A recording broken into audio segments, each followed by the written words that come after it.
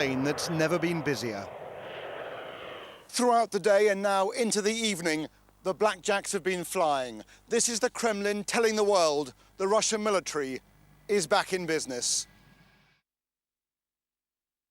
And then there is a leopard. This leopard, like the bear, is rising. 4 heads, 4 wings, moving swiftly. A leopard with 4 wings and 4 heads is too much for the imagination. Will each head represent a nation? The leopard also was given dominion and power. We have seen since the end of World War II a rapid ascendance in Asia. Is it interesting or is it interesting that these modern nations in Asia, which are booming right now, are actually referred to as Asian tigers? It really is. Yeah. So I'm going to just reason for myself that this leopard with 4 heads and 4 wings could very well refer to this part of the world and this, everything's made in China. Even souvenirs from New Zealand. Okay, so nations rise and nations fall. So what's new? It's been happening throughout the ages. But isn't it exciting, even if your dream was a nightmare, that it meant you could foresee the future? Well, Daniel knew these beasts stood for nations and kingdoms, because after the dream, he had sought an interpretation, and he was given answers in another vision. But did he know of the United States back then? Of Great Britain? Of Russia? Even Asia? No. However, that didn't bother him too much back then, because the 4th beast, the most frightening of all, preoccupied his mind, caught his attention, for its existence and deeds seemed to mark a turning point in world's history. World's future story. The 4th beast that rose from the sea was terrible, with a capital T, like in T-Rex. It was different from the others, for no words could describe the monstrosity of its features, except that it had 10 horns, and it was exceedingly strong, with great iron teeth and nails of brass. Whether this beast refers to one or many nations, or whatever, it will become a stimulus to worldwide economic and/or natural catastrophes. Indeed, it will imply trouble to the nth degree. This is where real trouble begins. Right here. This is where the measured days come in. Well, what happens here? Jesus said, earthquake, war, famine, pestilence, all these things, okay? 7 years is Charles' prophetic conjecture as the approximate waiting time period before the Most High distinguishes those who deserve to stay with him in the new kingdom and those who should leave with Satan. And this is divided into 2 3.5-year stretches. His theory is that the present generation may well be in the prelude to the first 3.5 years. The beast shall make itself known within this half.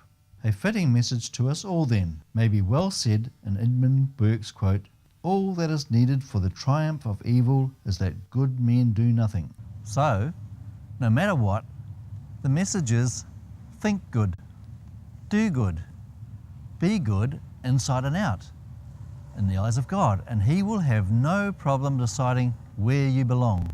Not only do beasts in prophecy represent powers, kings, kingdoms, etc., so do horns. So if there's a beast that has horns, then these are 10 parts of that beast. Does that make any sense to you?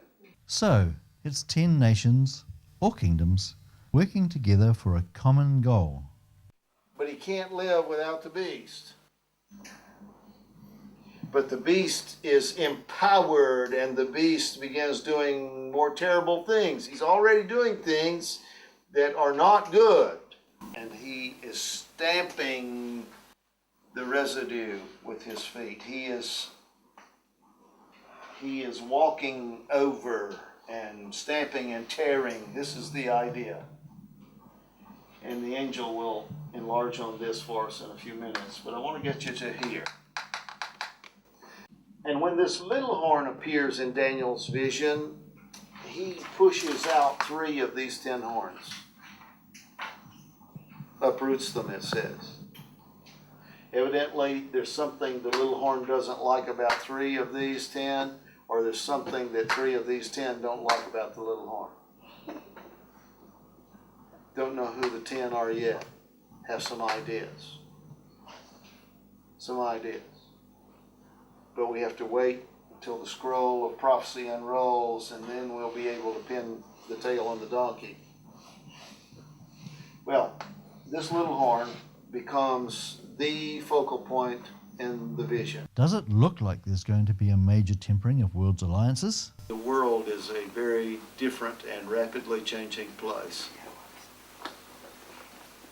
And if we have a blow up over there in the Middle East, if the economy collapses, if the CIA and the FBI in the United States, if either one of the things that they say are very likely and very possible to happen in the U.S., then you and I are not going to meet again this side of the kingdom. That's just the way it is. Now, why would Charles speak of such despondent words? Is there more to this beast than what's already said? Here, Daniel's nightmare gets worse. The new little horn acquires human features, the eyes of man, and a mouth that speaks eloquently great words. But they are words against the Most High. It challenges the saints and makes war with him. It steals the show among all other horns and is very deceiving, a cheat, a liar, an abomination. All this while, the first 3 beasts, although having lost influence and power, have not exactly disappeared from the map. They will still be in the scene and lying low, will be quite helpless, maybe even oblivious, as this 4th beast, and especially its little horn, starts to go about its wicked deeds. Look at it like this. As the first beast, which supposedly represents US and Britain, are weakened, the whole world will be affected, as anyone can imagine. This is not about somebody. This is about all of us, folks. This is about the planet and everybody and everything on it. Once that fuse is lit, it's going to go through to the end. Oddly, like a fairy tale, Daniel's nightmare ends happily ever after. He saw God descend and come to a time, and judgment sees and judgment hears. This dreadful beast is finally slain and thrown into the fire and consumed, little horn and all. But hey, what assortment of countries would actually play out the role of this abomination of a beast? It looks to me like the number 4 beast is the European Union. Just telling you what I said. Right now, watching, that when the US dollar collapses, they're going to go to the euro. They're already trying to get there. Everybody sees trouble in the offing. They're going to go to the euro. New World Order is a term used today to describe the situation wherein the world superpowers will unite in an attempt to secure and maintain so-called global peace. We're going to go to a new world order. Not a one world order. That comes later, when the little horn comes up.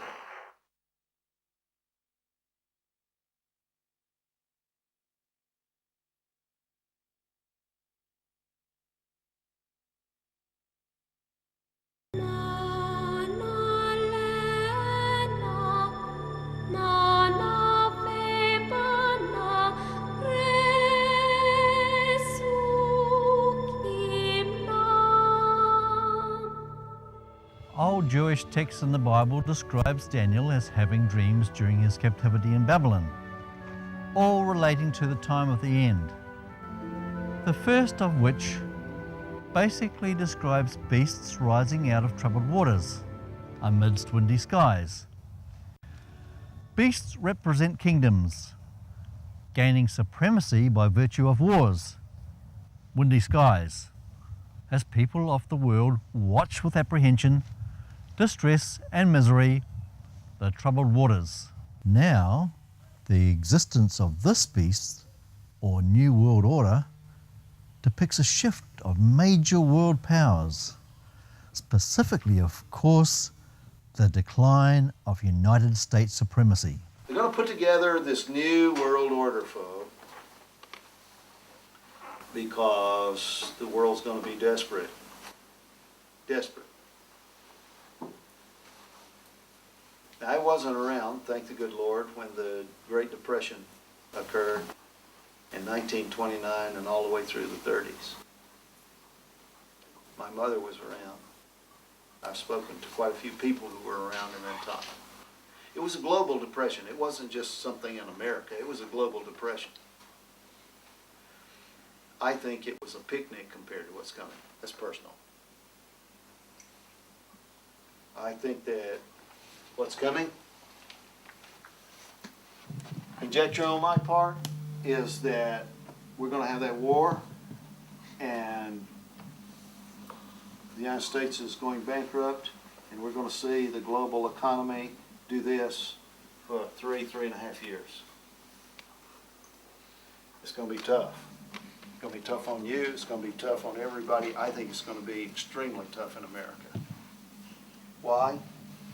Because we have millions of people in America. You call it the dole over here. But we have millions of people in America who live in these large cities. And if Uncle Sam didn't send them a check at the beginning of the month and didn't give them food stamps and something to eat,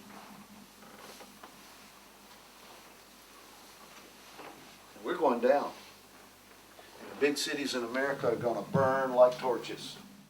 If all this comes to pass, it will be a long, hard walk for all the world. It will be an era marked by utter anguish and misery.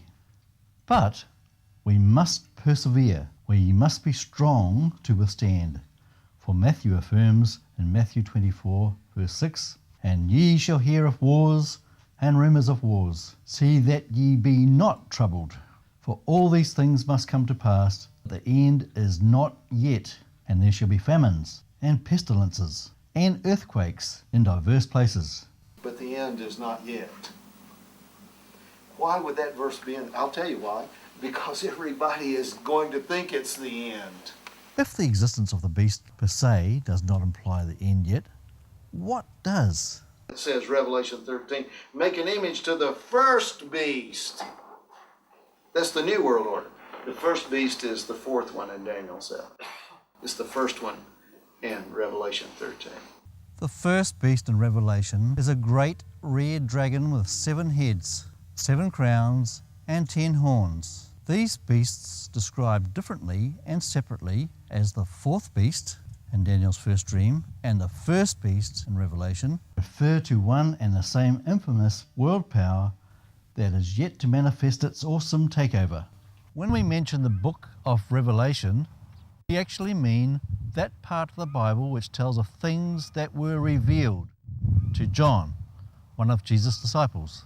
John is exiled to the Isle of Patmos and lo and behold, taken away in vision. We think it's about 96 AD. Jesus would die somewhere 33, 34, 35 AD. This is 60 years down the pipe. John's taken away in vision. And it's made plain to him that he is going to be shown things which shall be hereafter. And then the next thing in his vision is the judgment scene. Ancient of Days sitting. 5 or 6 verses in Daniel referring to the judgment become 16 chapters in the book of Revelation. Now, the presence of this beast is obviously just preliminary to something worse. As already mentioned, the little horn that eventually grows on its head becomes the true, gruesome superhero. When a series of events is taking place down here on this planet that are of concern to heaven up there. And certain things happen down here that when the judgment sits, they say, time's over. If you'll read Revelation 12, it says that Satan has come down to the earth and to men, and woe to them, because the devil has come down to you having great wrath, because he knows something. What does he know? What? That his time is short. He hath but a short time, it says. Okay. Evidently, once he sees the judgment in session and he sees things going against him, and he knows that there's a decision to take away his dominion and give it to another, then he is going to work every evil, dirty trick that he can down here on this planet, on men, among nations, to try and prevent what God wills for you and me and the people on this planet. Whatever or whosoever the scheming little horn will turn out to be is still to be fathomed. Will it be a nation, a religious entity, an individual? And if we follow this sequence of events from chapter 7 to chapter 8, he has 3.5 years. This beast, this horn comes along, the beast has 3.5 years. Daniel's first dream sees this false god defeated by angels of one true God, and thence time will stop, time will end, time is no more. God's new kingdom that knows no time shall take its place. Others call it paradise. And his kingdom shall be a kingdom that lasts forever and ever and ever and will never pass away. And verse 28 says, this is the end of the matter. Now, is that exciting or is it exciting? But we haven't tackled Daniel's second dream yet. Do not despair, for it will be easier to understand as it appears to be a reflection of Daniel's first dream, like the one I saw at the beginning, he says in Daniel verse 2 chapter 8.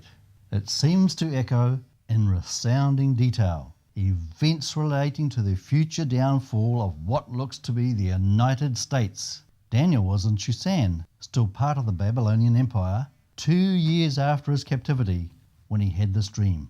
Later, Shushan was to be called Shusa.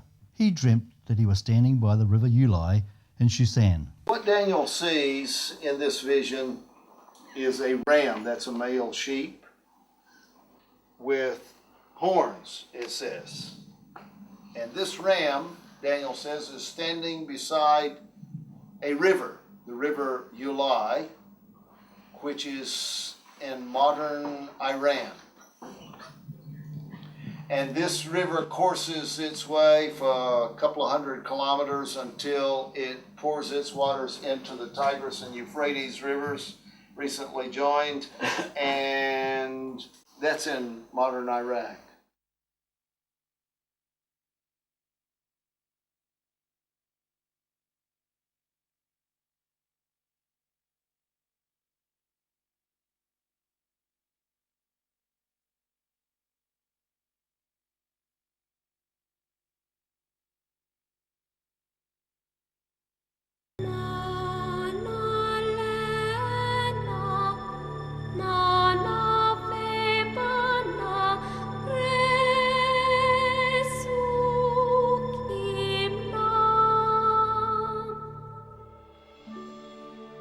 Daniel's second dream, like the first, also describes visions dwelling on the time of the end.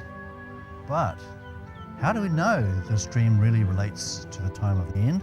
It's very clear in this vision that we're about to describe that it belongs to the time of the end. As a matter of fact, Gabriel says in verses 17, 18, 19, and onward to Daniel, understand this, O son of man, for at the time of the end shall be the vision. So if this is the beginning of the time of the end, this could be the beginning of the vision. Noteworthy, however, is what Jesus had said about his return. But of that day and hour knoweth no man, no, not the angels of heaven, but my Father only. Christians believe that Jesus' return marks 1. The final harvest of the faithful, 2. The defeat of Satan, 3. The exact end of time, and 4. The new kingdom to come. So, if Jesus' return marks the end And if angels were not to know that day or hour, how could Gabriel, an angel, make comment about Daniel's dream as describing events at the time of the end?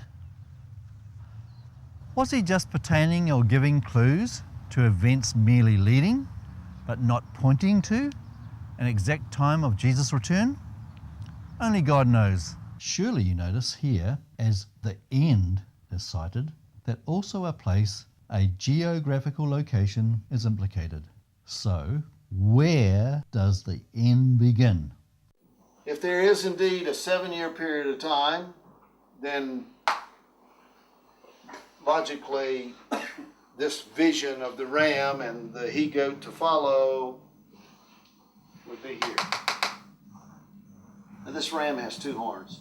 And this ram is standing not in New York City and not in Auckland, New Zealand, and not in Tokyo, Japan. This ram is standing in that part of the world, and that part of the world we call the Middle East, and that part of the world where everybody is looking and talking and shooting and all the rest of it today, which is Iraq and soon Iran.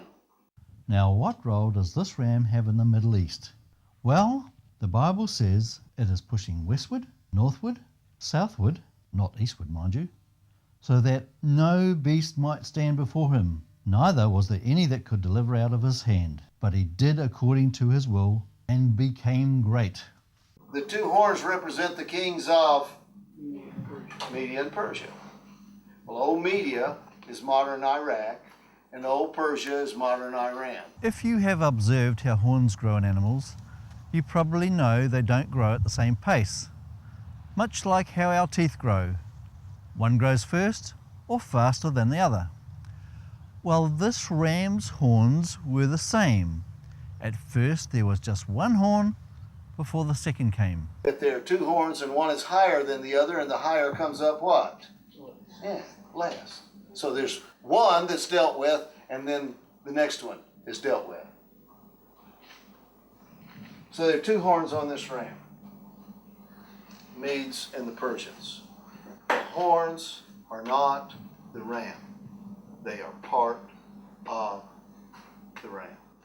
As the ram tries to push its weight around, something or someone from the west is angered and comes onto the ram. It is a goat coming across the face of the earth without touching the ground. Daniel, of course, had no inkling of what this meant in his time, again indicating that the dream was not for him to understand, but for a future and final generation. Present-day imagination would have this to be planes or missiles, or whatever other airborne war paraphernalia. This goat from the west has one notable horn. It comes from the west, attacks the ram, and throws him to the ground, breaking its horns, which we now know as representing Iraq and Iran. Iraq obviously was hit first. Logic would have it then that the he-goat represented a Western power or powers, and its notable horn the United States. This war of United States attacking Iraq was a focal point of Charles' seminars since almost 30 years ago. 1 horn's down. I believe exactly what is being written in the press, what is being spoken on news commentaries, that Bush will not leave the White House. That's 12 months away, 14 months at the most. Bush will not leave the White House without dealing with Iran. Yet despite these statements, Charles himself admits nothing is really definite here. And I have no solid answers or solutions yet, and for that I say thank you, Lord, because it means the time hasn't arrived yet, because when it arrives, the book will be open and people will begin to understand. As long as we can only look at it and say maybe and yes and what, and then we know the sweet and bitter hasn't arrived yet. I really think it's on the way. Well, it is well to mention about rams and goats, for as Charles' tour group observed the farm show in Rotorua, New Zealand, you can see how hard-headed some of these animals can get. No wonder.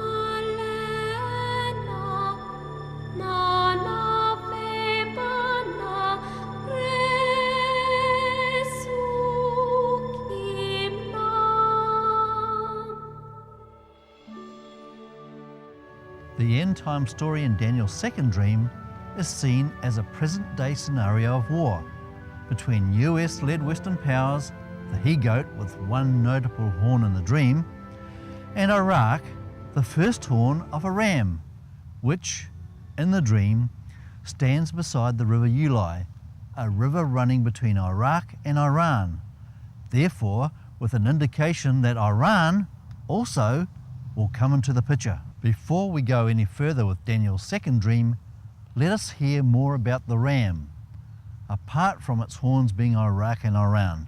I believe with all my heart, all my mind, and all my study of going on 40 years and the prophecies that the ram represents Islam, the Muslim world. They have been opposed to what God promised to Abraham and Isaac and Jacob for thousands of years, with a hatred that you cannot even put into words. Islam is a counterfeit Judaism. If you don't know the story, it's very simple. You can check it out. You can do this for yourself. About 700 AD, Muhammad supposedly became a prophet of Allah, allegedly. Now, Muhammad didn't know anything about Jesus, didn't know anything about Abraham, didn't know anything about the Hebrew Bible, but he was given instruction before he became this prophet by Jewish rabbis and teachers who took him through the Old Testament scriptures and taught him the stories. And he even progressed, listen to 700 AD, he even progressed to the point that he recognized Jesus as a prophet of God. All right? But Muhammad decided to rewrite the Bible. And that's what he did. It's called the Quran. Now, those folk don't believe it's rewritten. They believe it's dictated from Allah through Muhammad, and you understand. But I want to tell you, this came before Muhammad, and this came before the Quran. And when I read the Quran and it says, well, God chose Ishmael instead of Isaac, and I read this and it says God chose Isaac instead of Ishmael, I'm going to take the first one to come along. See? When it says in the Quran that Abraham took Ishmael up on the mountain to offer him, and that says Abraham took Isaac up on the mountain to offer him, I'm going with this one. The first horn is down. Who do you suppose the second horn is likely to be? This guy Ahmadinejad is